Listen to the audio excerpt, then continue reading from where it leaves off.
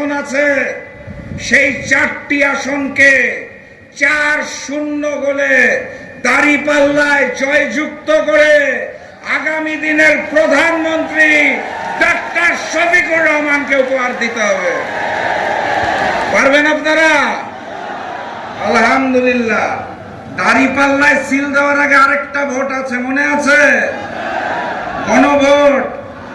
গণভোটে গণভোটে গণভোটে ওই শহীদি রক্তের কসম আমরা গণভোটে হাকে জয়যুক্ত করব ইনশাআল্লাহ।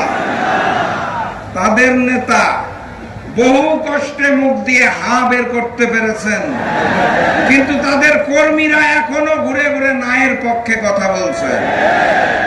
আওয়ামী লীগ পুরাতন জালেমের কর্মীরাও ঘুরে ঘুরে নায়ের কথা বলছে। ওই বিএনপি আর আওয়ামী লীগ এক হয়ে গেছে, তাদের সহযোগিতা করছে ভারত। নতুন বাংলাদেশে ভারতীয় আধিপত্যবাদ চলবে না। নতুন বাংলাদেশে পুরাতন জালেম আওয়ামী লীগ আর নতুন জালেম বিএনপি চলবে না। আগামীর বাংলাদেশ ঐক্যবদ্ধ বাংলাদেশ, ন্যায় এবং ইনসাফের বাংলাদেশ।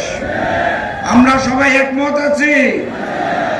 আগামী দিনের প্রধানমন্ত্রী আসছেন, কিছুক্ষণ পর বক্তব্য দিবেন, তার কথা মনোযোগ দিয়ে শুনবেন।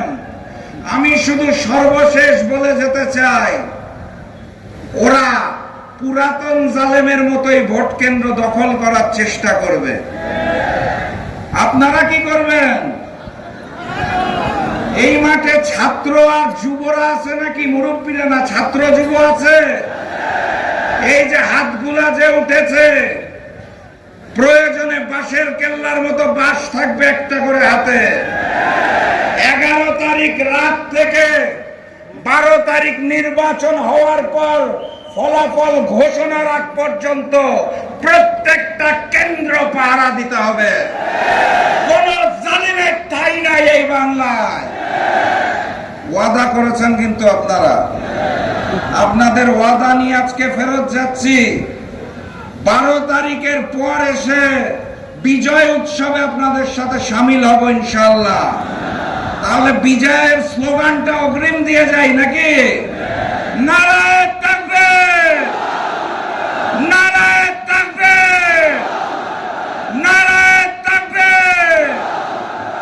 এই স্লোগানটা শুনলে পুরাতন জালেম আওয়ামী লীগ, নতুন জালেম বিএনপি আর ওই ভারতের বুক কাঁপে।